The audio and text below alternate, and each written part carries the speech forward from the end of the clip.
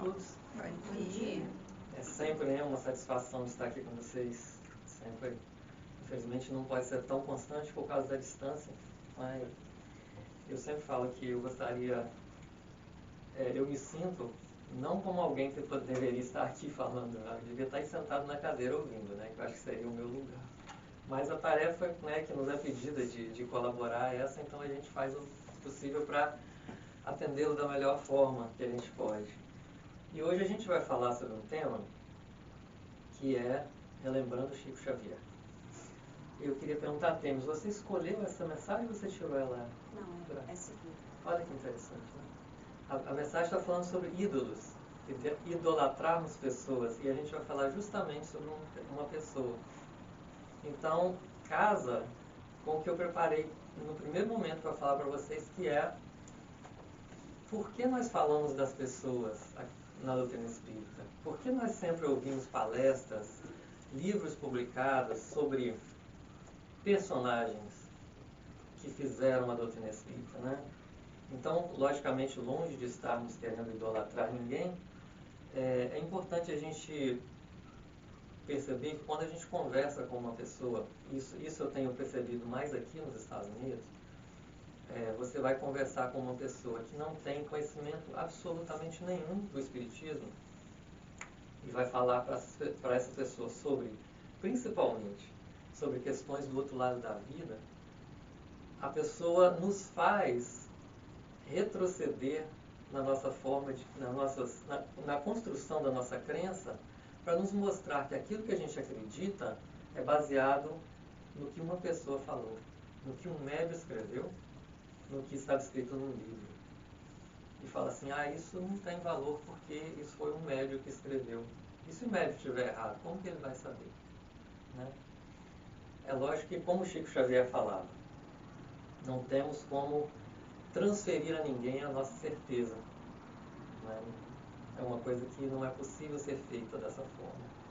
E, então, por isso, a gente tem essa necessidade de conhecermos quem são essas pessoas, quem são esses médiuns, quem são os trabalhadores, quem são as pessoas que fizeram a mensagem espírita chegar até nós, para que a gente possa ter essa tranquilidade de saber qual é a fonte dessa informação, dessa crença que a gente tem. Logicamente, a gente acredita que todos nós já sabemos, mas é bom a gente relembrar, a gente voltar, revisitar as informações, revisitar a vida dessas pessoas e até mesmo para resgatar um pouco da intenção com que as coisas foram feitas, para ver se a gente não está um pouco se perdendo no caminho, ou se não está esquecendo, né, dos direcionamentos que nos foram dados lá atrás por essas entidades, né, esses seres que vieram ao planeta em missão para nos trazer o que a gente tem hoje. E quando eu comecei a preparar esse assunto, que na verdade essa palestra eu não preparei totalmente hoje, né? Hoje eu fiz uma readaptação, mas o primeiro convite foi o ano passado na Sociedade Espírita Renascer. Eles nos fizeram o convite em abril para falar sobre o Chico Xavier. E eu senti assim que foi um grande desafio que eu estava tendo. Primeiro porque, logicamente, né, quem é palestrante sabe disso, eu não me sinto em condição moral e espiritual para falar de um ser como Chico Xavier. E eu vou explicar por quê. Não é modéstia isso aqui que eu estou falando, não. O Chico Xavier, a moralidade dele, a espiritualidade dele, existia ou existe, né? Fora de limites que a gente conhece. Dos limites da minha espiritualidade, da minha moralidade. Então, acessar a espiritualidade e a moralidade de um espírito desse, a gente acessa, a gente analisa, a gente contempla. Mas traduzir, ele vai ser traduzido dentro da nossa imperfeição.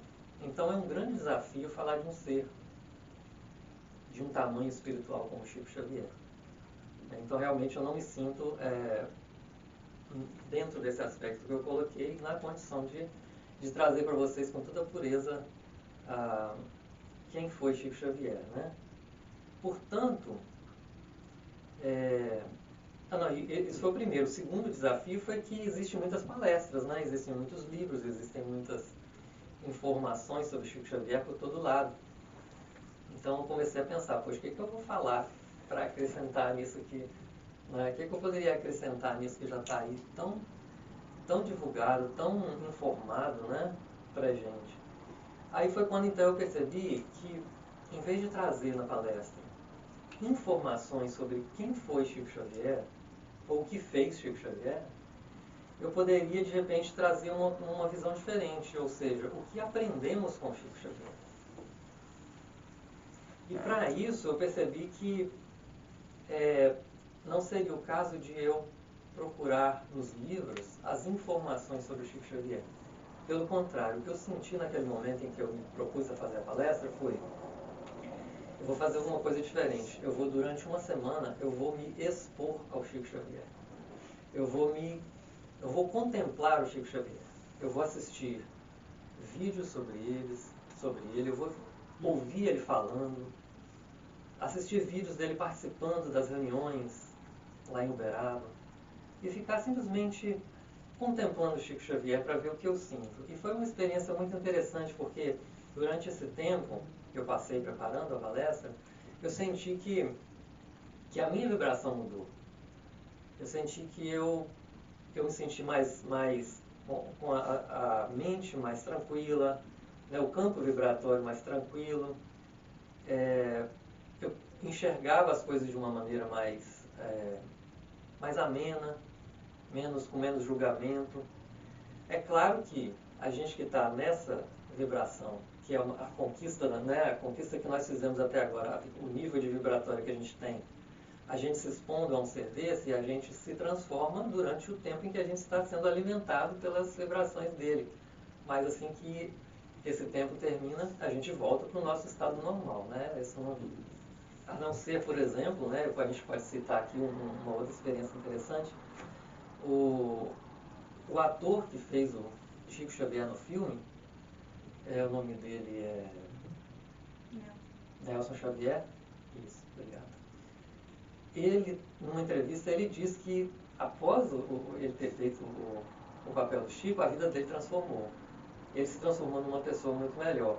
Mas o que a gente vê ali foi que o Nelson Xavier, ele mergulhou no Chico Xavier, ele incorporou o Chico Xavier durante muito tempo, durante um longo processo para fazer aquele filme. Então a transformação dele foi muito grande. Então ele fala que a vida dele transformou. Mas quando a gente se expõe ao Chico apenas para fazer uma palestra, a gente percebe essa mudança de vibração.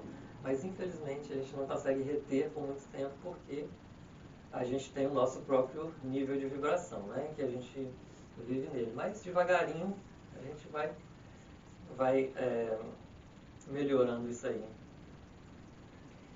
E então outra coisa que eu percebi também, preparando essa palestra, é que, sem vaidade, né, eu vou dizer que eu tenho duas coisas em comum com o Chico Xavier. Olha só que bacana, né? Eu sou mineiro e sou espírita com ele. Duas coisas que a gente tem em comum. Né? E para por aí, porque daí para frente o Chico decola, né, para as alturas da espiritualidade dele, e eu... vamos mudar de assunto. Uma coisa interessante que eu percebi logo de cara, quando eu peguei o material para começar a estudar, o primeiro vídeo que eu vi, vocês vão se lembrar dele. Vocês se lembram quando o Chico Xavier estava, um ano antes da morte dele, ele estava numa situação muito, muito complicada de saúde, agravada por uma pneumonia, e ele foi internado no hospital, em Uberaba. E tinha um repórter que estava lá, perto do prédio, você já lembrou, né? E ele, por acaso, ele estava filmando o prédio quando uma luz passou. Vocês se lembram desse vídeo? Vocês já viram esse vídeo? Todo mundo já viu? Não? No YouTube tem um vídeo, vocês podem colocar lá. Qualquer coisa que vocês colocarem relativo a isso vídeo da luz no quarto de Chico, alguma coisa assim vai aparecer. Então eles mostram, depois eles dão um close assim para mostrar pra gente, que veio uma luz, a luz se dividiu e depois ela se uniu de novo e entrou no prédio onde estava o Chico Xavier, estava internado. Naquele exato momento, o Chico Xavier teve uma melhora inesperada, porque o quadro dele era muito complicado e os médicos não estavam com a esperança de que ele melhorasse. Mas ele teve uma melhora. Depois o Chico foi falar pra gente que foi a mãe dele e um outro espírito, eu não me lembro qual foi, que o visitaram naquele momento. Então, assistindo esse vídeo, o que me veio à mente foi o seguinte, que a presença do Chico Xavier no planeta, a vida dele, me pareceu que tem o objetivo maior, entre todos os objetivos, o objetivo maior de despertar as pessoas para a existência do mundo espiritual. Então seria essa, se a gente pegar os diversos detalhes da vida dele, a gente vai observar que em todos os momentos, o objetivo parece que é despertar as pessoas de que existe um mundo espiritual. A gente vai, por exemplo, ver para os intelectuais, né, que buscam o Chico tentando ver alguma coisa, ele tem a prosa dos livros, que é o que o intelectual gosta, né? Ele gosta de ver as coisas explicadas, né? Para os artistas, ele tem os poetas amigos espirituais que vieram escrever. Para os sofredores, ele tem páginas e páginas consoladoras. Para os adversários dele, olha que interessante, para os adversários dele, ele tem uma vida dedicada às dores do próximo. Porque isso é uma coisa interessante dizer, porque quando você conversa com uma pessoa que não é espírita, aqui, principalmente aqui nos Estados Unidos, né? Eu falo aqui principalmente porque no Brasil a informação do espiritismo chega a todo mundo. A informação correta e a informação truncada. E existem as pessoas que são contrárias ao espiritismo. Então é mais complicado um pouco falar de espiritismo no Brasil nesse aspecto que eu vou dizer aqui. Mas aqui nos Estados Unidos, quando você conversa com uma pessoa que nunca ouviu falar no espiritismo, que volta para você e fala que o que você leu foi num livro ou que um médium escreveu, né, carece de base, a vida do Chico Xavier é o que vai falar, o que vai dar a essas pessoas esse respaldo. Porque quando você fala para uma pessoa, olha, o Chico escreveu cerca de 50 livros e ele nunca ganhou um centavo desses livros. Aí é uma abertura de mente muito grande para o pessoal daqui, porque aqui nos Estados Unidos a mediunidade é usada para se ganhar dinheiro. As pessoas, né, existem os médiuns que dão palestras, que dão shows mesmo, público, onde eles atendem pessoas e a pessoa tem que pagar para ir lá. Tudo é pago, tudo é remunerado, né? As pessoas vendem dinheiro, sobrevivem do trabalho delas. Então, quando você fala, esse homem não ganhou um centavo com o trabalho dele, e ele dedicou a vida dele inteira para atender os necessitados. Aí muda de figura completamente. E ainda, os que se faziam indiferentes, né, à presença, à existência de Chico, aí a gente vê uma imagem como essa, que eu acabei de dizer para vocês, da luz passando. Uma mensagem por acaso, né, que aconteceu por acaso. Então, para todas as pessoas, não tem como o Chico não ter deixado essa mensagem de uma forma ou de outra, de que existe um mundo espiritual, existe algo a mais do que isso que a gente tem aqui e do que a gente conhece até então a respeito do mundo espiritual.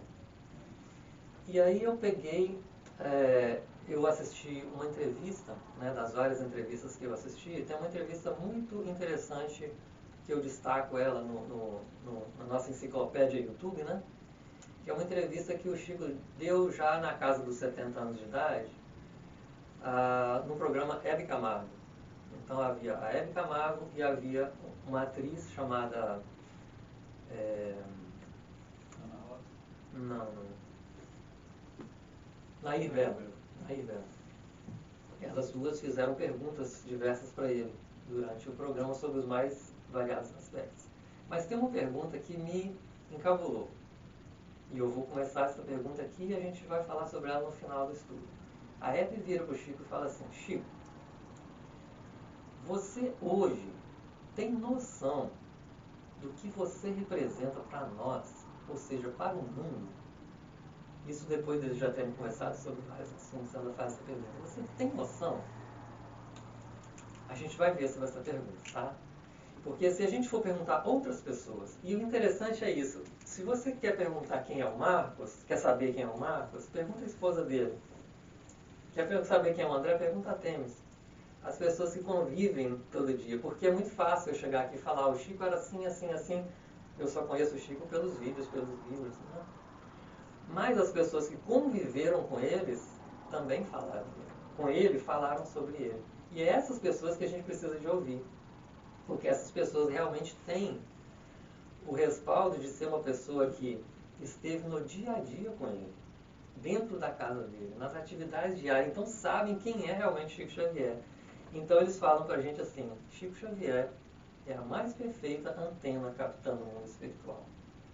Carlos Bacelli foi um companheiro de Chico, conviveu com Chico muito tempo, inclusive sendo um daqueles médiuns em que, quando o Chico estava muito ocupado, era um dos que ele indicava. Conversa com o Carlos psicografava também, e ajudou o Chico nessa tarefa. Existe até no YouTube uma reunião lá em Uberaba, onde a gente vê o Chico sentado, as pessoas na audiência assistindo, e o Carlos Bacelli falando a mensagem.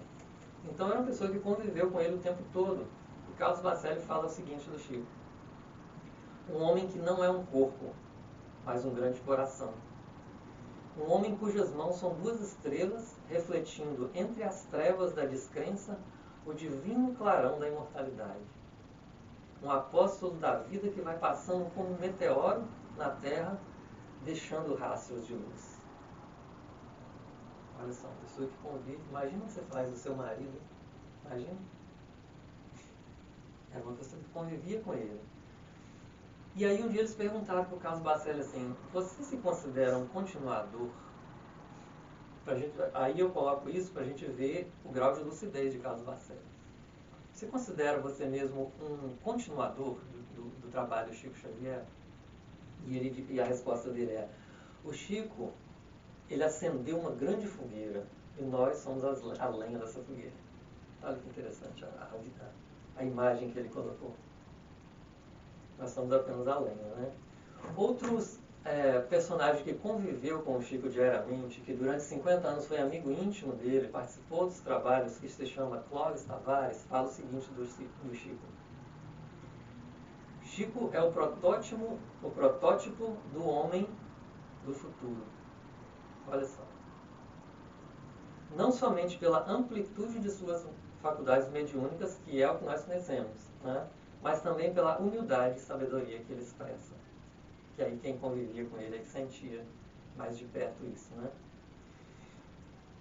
E dessa forma a gente percebe que o Chico Xavier era uma unanimidade em todas as questões em que ele era enquadrado, né?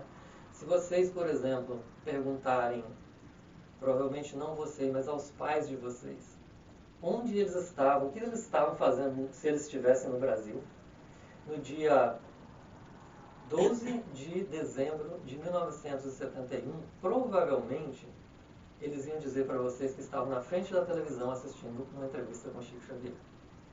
Porque naquele dia foi constatado que 75% dos televisores estavam ligados na TV Tupi, quando eles estavam passando o programa Pinga Fogo ao vivo, que era a segunda edição. A primeira tinha sido 6 meses antes, que não passou ao vivo, foi depois passada a nível nacional, reprisado.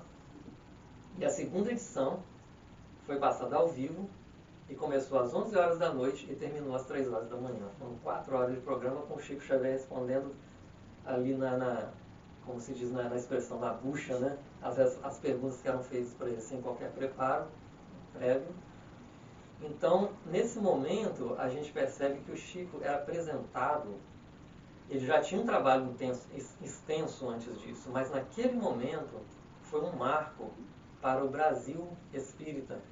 Foi um marco para o Brasil religioso perceber que existia uma nova religião no Brasil. Então o movimento ganhou um impulso e uma procura muito maior a partir do programa Pinga Fogo do Chico Xavier, com o Chico Xavier, no ano de 1971. Então seria um grande marco, né, que mostra mais uma vez que Chico era uma unanimidade em todos os aspectos, até mesmo quando ele fazia, né, uma entrevista na televisão. A gente que teve esse privilégio, eu tive, de ser espírita na década de 80, final da década de 70, década de 80 e década de 90, a gente teve muito o Chico ainda em vida, né?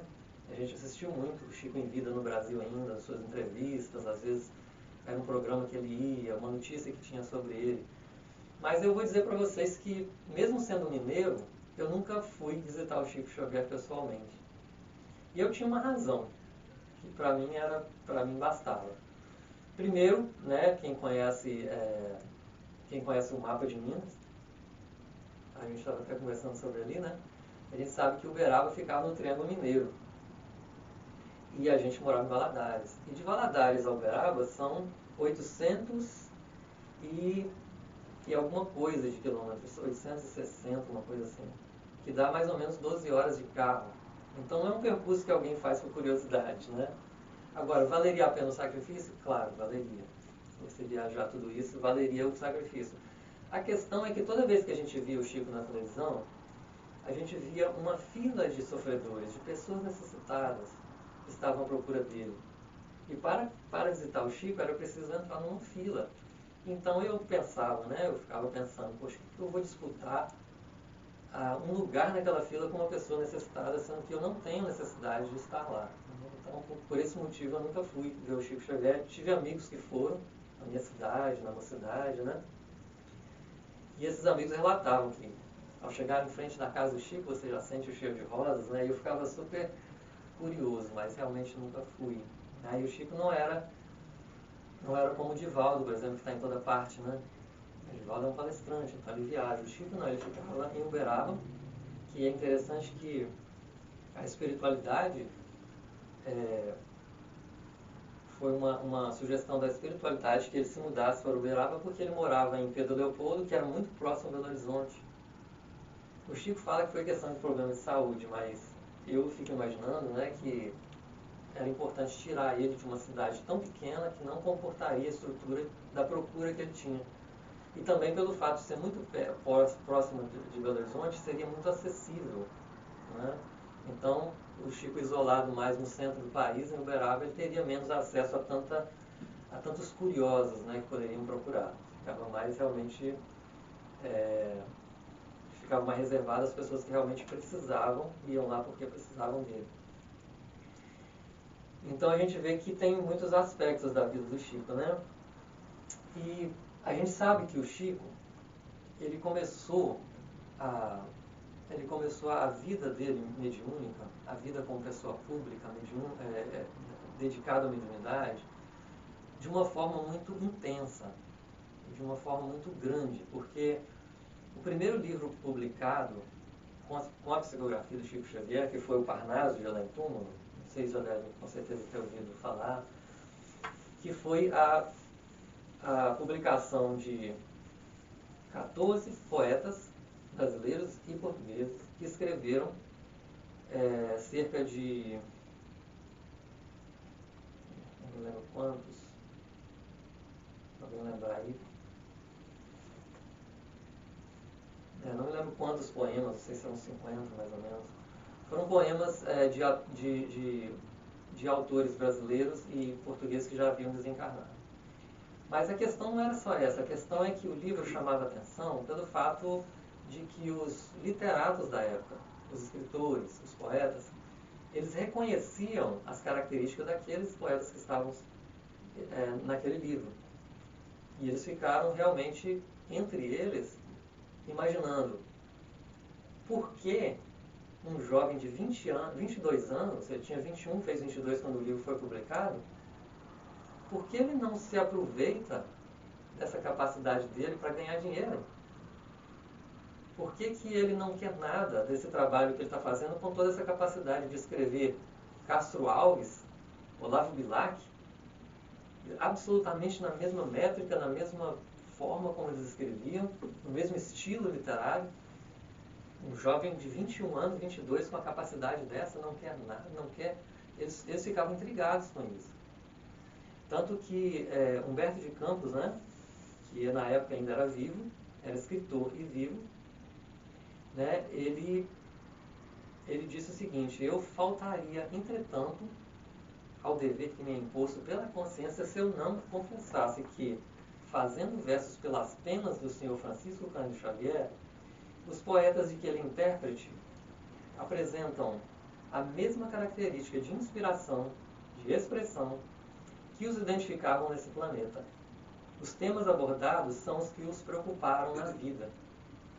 O gosto é o mesmo e o verso obedece, ordinariamente, a mesma pauta musical. frouxo e ingênuo em Cassimiro de Abreu, largo e sonoro em Castro Alves, sarcástico e variado em Junqueiro, fúnebre e grave em Antero, filósofo e profundo em Augusto dos Anjos. Então Humberto de Campos, ainda vivo, ele fez essa análise do livro de Chico Xavier. E ele era respeitado na época. E ele aparece então na segunda edição do Parnaso de Além Túmulo, já desencarnado, como um dos que escreveu no livro. Monteiro Lobato também falou uma coisa muito interessante sobre esse livro. A gente sabe que Monteiro Lobato ele escrevia tanto para as crianças, né, o famoso Sítio do Pica-Pau Amarelo, como também escrevia para os adultos. E era um escritor fantástico, né? Se alguém já teve a oportunidade de ler um livro de Monteiro Lobato para os adultos, era um escritor de um conhecimento, de uma bagagem, eu não diria intelectualidade, eu diria profundidade. Fica até difícil para quem não é literato analisar um literato, né? Mas ele realmente era um escritor respeitado. E ele disse o seguinte: se Chico Xavier produziu aquilo tudo por conta própria, então ele merece ocupar quantas cadeiras ele quiser na Academia Brasileira de Letras. Então aí a gente já vê o chamado para perceber o mundo espiritual. Né? O Chico já chega fazendo essa chamada para o mundo espiritual. E o cartão de visita dele, com o livro Parnaso de Além Túmulo, me lembra, vocês se lembram do Evangelho, quando Jesus foi ser batizado por João Batista, o que aconteceu? Jesus foi batizado por João Batista, conta-se, né, os evangelistas, que o céu se abriu e uma voz disse: eis o meu filho amado. Então o livro Parnaso de Além Túmulo, ele era essa voz que chegou e disse: olha, esse é o médium, respeita esse médium aí, porque olha só o que ele está fazendo, olha a qualidade desse médium, esse é o enviado. Né? Então foi realmente um grande cartão de visita o livro Parnaso de Além Túmulo. Mas nesse livro, ele tem uma joia escondida nele, que eu achei mais importante do que todos os poemas, de que toda a história do livro. É um prefácio escrito pelo próprio Chico Xavier com 21 anos de idade. Eu vou ler para vocês um pedaço, tá? Porque ele é um pouco extenso. Ele fala assim: filho de um lar muito pobre, órfão de mãe de 5 filhos. Não, desculpa. Órfão de mãe de 5 filhos. Filho de um lar muito pobre, órfão de mãe aos 5 anos, tenho experimentado toda classe de aborrecimentos na vida e não venho ao campo da publicidade para fazer um nome, porque a dor há muito já me convenceu da inutilidade das bagatelas que são ainda tão estimadas nesse mundo. O Chico tinha 21 anos de idade, gente. Olha a questão que ele coloca: serão das personalidades que as assinam os poemas que estão no livro? É o que eu não posso afiançar. O que eu posso afirmar categoricamente, aí ele vai falar uma coisa que eu adorei ler e acho que todo mundo gostaria de ouvir dele. Como que funciona a mediunidade de Chico? O que eu posso afirmar categoricamente é que, em consciência, não posso dizer que são minhas porque não despendi nenhum esforço intelectual ao grafá-las no papel. A sensação que sempre senti ao escrevê-las era a de que vigorosa mão impulsionava a minha. Doutras vezes, parecia-me ter em frente de mim um volume imaterial onde eu lia e escrevia e copiava o que estava escrito.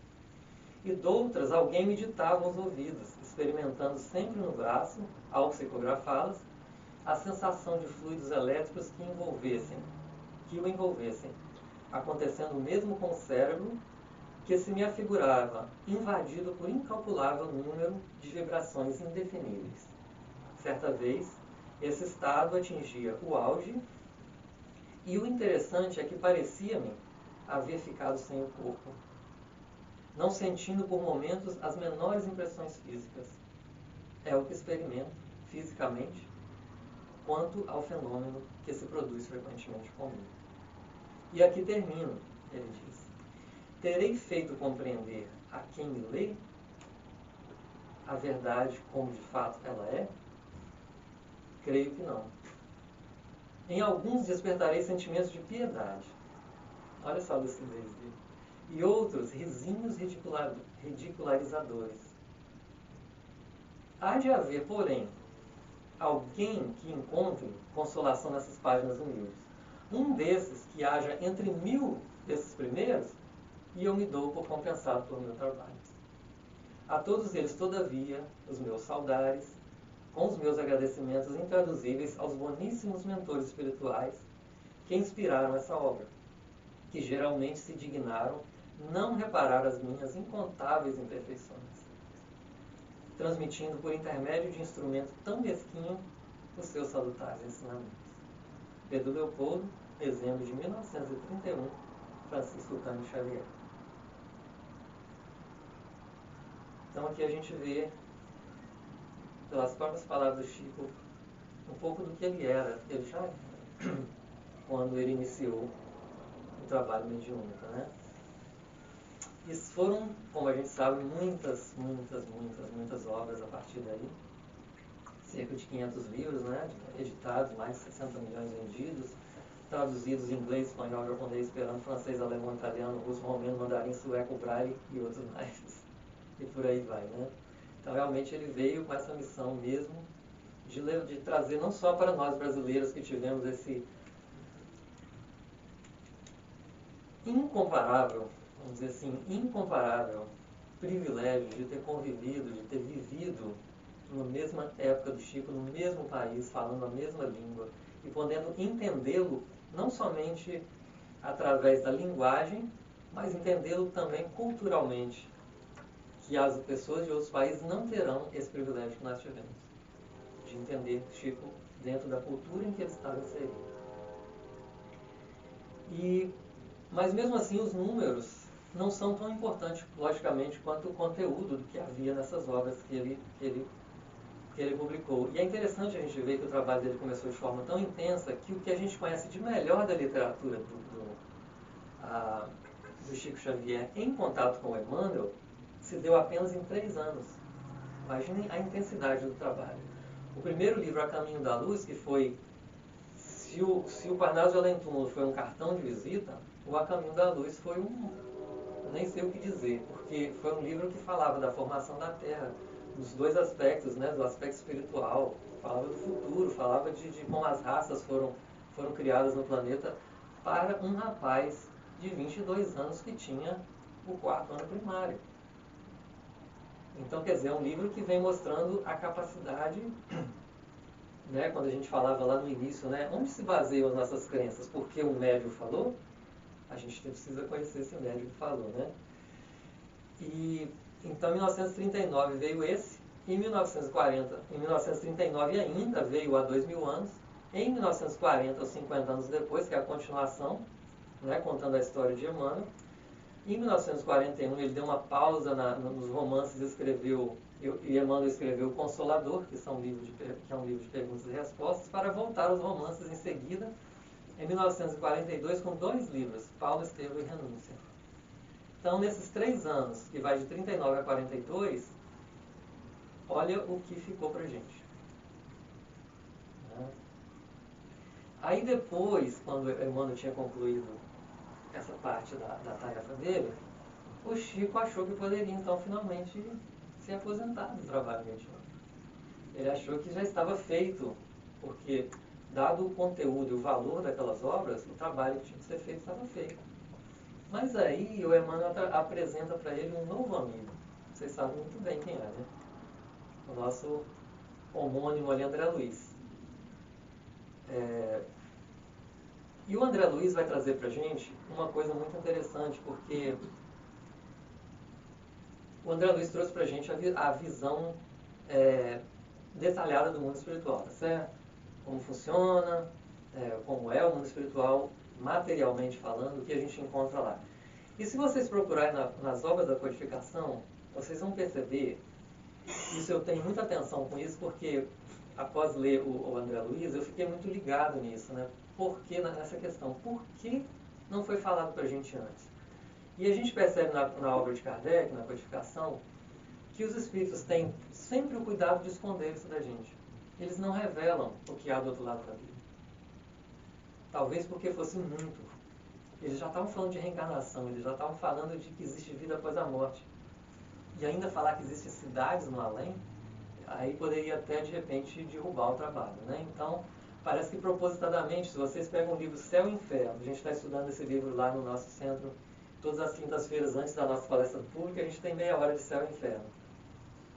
Os espíritos sofredores que são entrevistados no livro, assim como os espíritos felizes e os medianos, eles se referem ao mundo espiritual assim, eles perguntam, tá? Eles fazem a pergunta, o que você encontrou quando você chegou do outro lado? Eu falo assim, eu me encontrei, os infelizes falavam, né? Encontrei muita escuridão, muita dificuldade, mas não falavam o que era. Os mais felizes falavam, encontrei um ambiente de muita luz, de muita paz, né? Entre amigos espirituais. Mas eles não respondiam a pergunta, o que você viu com seus olhos quando você chegou lá? Isso não tem no livro, você pode procurar. E o André Luiz, ele veio justamente trazer, no momento certo que a humanidade poderia receber, a informação detalhada do que existe do outro lado da vida. Se vocês pegam o livro, a história do livro Memória de um Suicida, que a gente já contou essa história aqui para vocês, vocês vão ver que o livro Memória de um Suicida, ele conta muita coisa do que existe na obra de André Luiz em questão das colônias espirituais, de como é feito o trabalho da recepção dos desencarnados, como que as coisas acontecem do outro lado da vida. Mas esse livro foi rejeitado pela FEB e foi engavetado durante 26 anos. Ele só foi publicado depois de Nosso Lar ter sido publicado. Então, o André Luiz, através do Chico, ele veio abrir as portas para que essa informação pudesse chegar até a gente. Novamente, o Chico confirmando para a gente essa missão dele de vir à Terra para revelar, para chamar a atenção nossa para a existência do mundo espiritual. E aí o André Luiz vai colocar o Chico Xavier como médium num outro patamar, porque ele vem falando de assuntos de medicina e de ciência que até mesmo a medicina da época ainda não estava pronta para receber, não conhecia, foi confirmado depois. Quando ele falava do cérebro humano, quando ele falava dos detalhes das glândulas, do sistema endócrino do nosso corpo físico, era uma autoridade de um médico de profundo conhecimento. Então, isso dando um respaldo e colocando a capacidade mediúnica de Chico Xavier ainda num outro patamar, para não deixar dúvidas de que não havia ali a opinião de uma pessoa. Né? Outro trabalho também muito interessante que o Chico viria fazer também são em questão da psicografia, são com relação às mães. Né? São mais de 10 mil cartas que ele escreveu trazendo consolo para as famílias que perdiam seus entes queridos. Inclusive, eu vou dizer para vocês, se vocês não acharam ainda, eu vou falar para vocês uma coisa que eu achei. No YouTube hoje, a gente pode ver coisas que na nossa época, né, época de 80, década de 90, onde não existia internet, a gente apenas ouvia falar. Vocês devem se lembrar do caso em que Chico Xavier psicografou a mensagem de um rapaz que tinha sido assassinado pelo próprio amigo. Isso foi ao tribunal e o juiz aceitou a carta dele como uma prova e liberou a pessoa, né, do crime. Pois no YouTube hoje vocês veem a entrevista com o juiz, a entrevista com o rapaz que matou e com a família do rapaz que morreu. E tem até uma coisa muito interessante que quando o entrevistador está sentado com o juiz, está lá no tribunal, né, eles fizeram dentro da sala do tribunal, estavam os dois lá sentados, eles levaram com eles, a equipe de entrevista, levaram com ele o rapaz que tinha cometido o crime, né, que não foi um crime, foi um acidente. E ele ficou segurando o microfone, fazendo de conta que ele era que ele fazia parte da equipe e não se identificou, para que ele pudesse ouvir o relato do juiz com relação ao caso que aconteceu. E o juiz também teve as suas complicações, né, porque os colegas dele começaram a discriminar ele, falar que ele era o juiz do além, né. Então todos passaram por... foi um desafio muito grande ter usado aquilo naquele momento. Mas até nesse aspecto, e não foi só uma vez que isso aconteceu, foi mais de uma vez, né? Mas o que eu falo, quando eu coloco assim que o juiz passou por essas dificuldades por ter comprado, né, essa ideia, por ter acreditado no Chico Xavier, na carta que ele escreveu, é para mostrar que tudo que aconteceu no decorrer da vida do Chico e das coisas que envolveram a mediunidade dele não foram coisas simples, não foram coisas fáceis de ser vivenciadas por ele. Ele não teve uma vida assim tranquila, né? Amparado pelos os espíritos como ele era amparado, não significa que ele não tenha enfrentado todo tipo de dificuldade. Por exemplo, ele foi alvo de muitas críticas. Se vocês, né, estavam ligados na época, vocês vão se lembrar da quantidade de crítica, de discriminação que ele recebia, até mesmo de violência que ele sofreu. Até mesmo processo na justiça, como foi o caso da primeira psicografia de Humberto de Campos, né, que é muito conhecido. Ele teve que enfrentar isso também. E teve um caso que é menos conhecido, que vem de dentro da própria família dele, que foi um sobrinho dele, chamado Amaury Pena, que o Globo, né, que é esse canal que a gente conhece que não tem um compromisso muito grande com a verdade, está sempre em busca de algo que realmente enfim. O Globo do Rio de Janeiro estampou em manchete na primeira página de 16 de julho: Desmascarado Chico Xavier, pelo sobrinho e auxiliar. O texto é incisivo. Depois de submeter o papel de mistificador durante anos, o jovem Amaury Pena, sobrinho de Chico Xavier, resolveu, por uma questão de consciência, revelar toda a verdade. Chico Xavier era desde muito cedo um devorador de livros. Mas acontece que existiam jornais comprometidos com a verdade. Então, o Diário da Tarde de Belo Horizonte, ele enviou um repórter até Sabará, onde o rapaz morava, para tentar esclarecer essa história, né? Só que o rapaz não estava lá, ele estava morando em Belo Horizonte. Então, como o entrevistador não o encontrou, ele resolveu fazer uma pesquisa na cidade. Então, ele procurou o delegado da cidade, Augusto Coutinho, que informou a ele que o jovem Amaury era um alcoólatra inveterado, um desordeiro, como ele disse, né? Que já tinha sido apanhado tentando roubar uma casa e foi expulso da cidade por várias vezes por ele mesmo.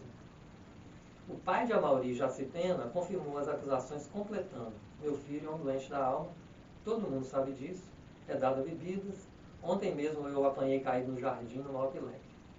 Chico conhece Amaury, Chico conhece Amaury, as declarações dele não alteram nada. Então a gente vê que existiam, né? Ele trouxe isso só a nível de ilustração, de ver que existia todo tipo de dificuldade que ele enfrentava, né? Mas, como eu disse, né, a melhor forma da gente conhecer Chico, apesar de a gente ter tantas informações, é simplesmente contemplá-lo. A gente olhar para o Chico, contemplar a sabedoria dele, que é repleta de humildade, né? Então a gente vê, por exemplo, nos livros, nos vídeos, a gente vê a inteligência dele ao responder questões, mostrando que ele, no convívio dele com o mundo espiritual, ele ampliou muito a capacidade dele de análise das coisas. Mas, ao mesmo tempo, a gente vê ele no meio de uma reunião, com pessoas falando, e ele prestando uma atenção, como se ele fosse um simples aluno. Tem um vídeo de 3 pessoas conversando, ele e mais 2, e as pessoas falando de coisas espirituais, e ele prestando uma atenção, só olhando, com aquela humildade, naquela paz que ele ficava. Tipo assim, né? Não tenho o que falar, vou ficar ouvindo, né? Por que não? As pessoas têm mensagens também para trazer, né? E nessa entrevista da Hebe que eu disse para vocês, a gente aprende tanto, num pequeno intervalo que a gente tem a possibilidade de ver o Chico falar sobre um assunto, ele engloba tanta coisa, e é tanta coisa que ele passa em poucas palavras, que a gente simplesmente no olhar a gente aprende, né? Então a Hebe, por exemplo, pergunta a ele assim: você nunca se cansou? Você tendo uma vida inteira fazendo bem, você nunca se cansou? E ele responde assim: eu não me sinto na condição de alguém que faz o bem. Olha, o Chico já tinha 70 anos de idade, gente. A obra dele já tinha praticamente sido completada. Mas eu procuro cumprir o meu dever diante da comunidade e da própria consciência. Então, graças a Deus, tem muita tranquilidade no mundo interior. Olha quanta lição, apenas uma frase. E aí eles perguntam a ele assim, mas Chico, e os excepcionais, as pessoas que nascem com problemas? O karma é da criança ou é dos pais? Aí o Chico explica com toda paciência, olha, normalmente os excepcionais são suicidas, né, que vêm. E aí ele fala assim, ele explica algumas situações, né, que eu não vou estender aqui, até mesmo porque não dá o tempo, ele coloca algumas situações, olha, quando o suicídio é dessa forma, quando o suicídio acontece dessa forma, ele vai explicando, né? E uma mãe, aí a Nair Belo pergunta a ele assim, mas e para as mães, né? Aliás, não foi essa hora que ela perguntou, não. O Chico estava falando e ele fala assim, uma vez uma mãe chegou a ele e perguntou assim, e falou assim, Chico, eu sou uma criatura muito amarga, eu sou a mãe de uma excepcional, eu sofro muito com isso, o que o Emmanuel tem para me dizer sobre isso? E ele falou uma coisa surpreendente, ele fala assim, a maternidade é um privilégio que Deus deu a todas as mulheres. Todas as mulheres têm o privilégio de desfrutar da maternidade. Mas os filhos excepcionais, eles são confiados somente às grandes mulheres que têm a capacidade de amar até o infinito. Olha só. Nesse momento, se vocês assistirem o vídeo, vocês vão ver que a Nair Belo e a Hebe já estão enxugando as lágrimas, tiveram que fazer uma pausa, chamar o comercial, porque elas não estavam conseguindo segurar a emoção durante a entrevista. E aí a Nair Belo pergunta, mas Chico, por que os nossos jovens estão se entregando aos tóxicos dessa forma?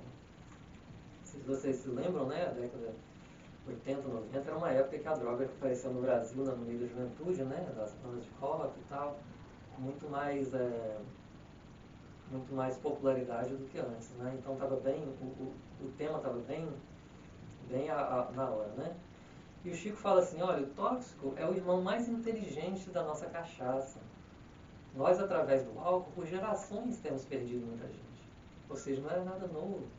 Olha onde ele vai buscar, né? Agora, os espíritos consideram, e nós também acreditamos, que essa fascinação pelo tóxico é a necessidade de amor que a criança e o jovem sentem naturalmente no seu próprio desenvolvimento. E aí eles vão fazendo outras perguntas, né? Pergunta, por exemplo, sobre o fim do mundo. Olha aí, uma pergunta tão importante para esse momento aqui. Ela fala assim, mas... E eles estavam conversando muito sobre guerra. E eles perguntam, mas é possível que o mundo acabe, né? Com essas guerras, se acontecer? Década de 90 foi a época da Guerra Fria, né? Falava muito da bomba atômica. E aí ele fala assim, se o fim do mundo acontecer, será de responsabilidade dos homens, porque não está no projeto divino. Tudo o que é perigo exterior, Deus tem suscitado ao homem os recursos para que esse perigo seja eliminado. Olha só. E assim era o Chico. A gente ouvindo o Chico falar na humildade dele, né, naquela paz, naquela tranquilidade, né, uma humildade sem precedentes, quando ele fala, quando eu escrevi o nosso lar, fui levado ao nosso lar para conhecer, mas foi em função do serviço e não por mérito. E ele falava também, fico triste quando alguém me ofende, mas ficaria mais triste se fosse eu o ofensor, porque magoar alguém é terrível. A gente sabe disso. Né?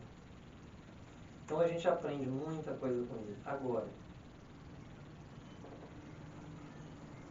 a pergunta que a Hebe fez para ele, vocês se lembram da pergunta? Chico, você tem noção do que você representa para nós e para o mundo? Eu estava assistindo aquela entrevista totalmente desarmado, eu estava simplesmente assistindo, sabe?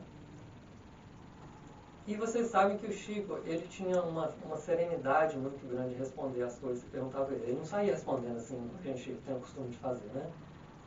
Ele parou, e nesses segundos em que durou entre o fim da pergunta da Hebe e o início da resposta dele, passou um monte de coisa na minha cabeça, em função de tudo aquilo que eu estava vendo.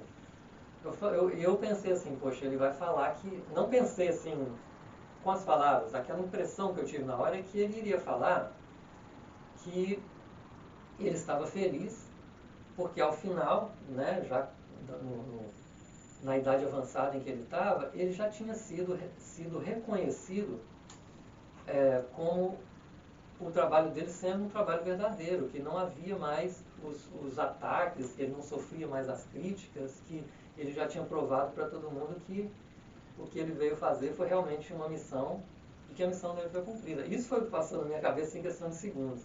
Mas a resposta dele foi a seguinte. Ele falou, Hebe, você é muito bondosa, né? Eu represento o que uma folha de grama representa numa cancha de futebol. Um aparece, o outro desaparece. Vem um animal ali e come. É a resposta dele. Então a gente vê tudo isso, né? Como é importante a gente estar consciente sobre quais são os patamares que assentam a nossa crença. Por isso a gente fala, né, sem querer idolatrar, a gente fala desses personagens. A gente perceber aonde se assentam essas bases do que a gente acredita. Né? Como elas chegaram até nós, com que respaldo, quem são os personagens por trás dessas revelações que chegam até nós. Né? Para que a gente possa eliminar isso da conversa. Checkmark, né? Eliminado. Não se fala mais nisso, não temos que discutir mais sobre isso. Né? Mas, como o Chico mesmo falou, não há como passar para os outros a nossa certeza. Então é bom que a gente tenha isso para a gente. E quando a gente fala do Chico, né, parece que a gente está falando de uma pessoa em um patamar inatingível. Mas essa questão de Chico estar num patamar inatingível não é pelo fato dele ter uma mediunidade extraordinária como ele tinha. A mediunidade dele era de todos os aspectos. Né? A gente vê que o Pelé foi eleito o jogador do século porque ele tinha todos os fundamentos do futebol. Né? E o Chico Xavier, se a gente falar da mesma forma, ele foi eleito o médium perfeito porque ele tem todos os fundamentos da mediunidade. Ele ouvia, ele via, ele desdobrava, ele escrevia, ele ouvia, era tudo. Ele vivia nos dois planos. Né? Diz até numa entrevista uma pessoa que conviveu com ele que viu, presenciou o Chico Xavier. Uma mulher se aproximou dele, ele pegar na mão da mulher e perguntar para ela, você está morta ou está viva? Aí a mulher falou, estou viva. Ele falou, graças a Deus. Era a vida dele, né? Mas não é por isso que ele parece estar num patamar inatingível para nós. Ele parece estar num patamar inatingível para nós porque nós não queremos viver do jeito que o Chico viveu. Às vezes eu acredito, e isso eu falo por mim, às vezes passa até um sopro de desejo em nós viver como o Chico viveu. Mas um sopro que logo o vento leva embora, né? E a gente volta a se preocupar com o nosso dia a dia. Então a gente teria muita dificuldade em viver na simplicidade em que ele viveu, mas não somente na simplicidade em termos materiais, mas na questão da renúncia de tudo que ele teria acesso a ter se ele quisesse, e também na dedicação que ele expressou toda a vida dele, assim como a fidelidade ao trabalho com Jesus. Isso, infelizmente, para nós ainda, a gente não quer. Né? Porque é a nossa condição. Às vezes a gente quer um pouquinho, mas logo a gente desiste. Né? Porque realmente é um trabalho, é uma vida de renúncia e dedicação. Mas hoje, uma bênção na internet, né, que a gente possa, então, de vez em quando tirar um tempinho, né, dar um tempinho para a gente contemplar Francisco Cândido Xavier em sua presença, observar o amor em ação, a sabedoria da argumentação dele, a humildade na expressão daquele ser. Momentos de silêncio de Chico Xavier, às vezes, falam muito para a gente. Como aqueles nas reuniões em que ele participava, ou como naqueles momentos em que ele atendia as pessoas, entregava um pedaço de pão, a pessoa beijava a mão dele, e ele beijava de volta a mão da pessoa. Era um momento sem palavras que a gente aprendia muito. Ele que, para nós espíritas, foi um exemplo de amor mais vivo que nós conhecemos.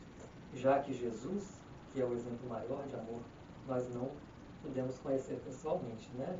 Vê-lo em vídeos, né? A gente só conhece Jesus nos livros. Mas o Chico a gente pôde presenciar, pôde ver, pôde testemunhar. Né?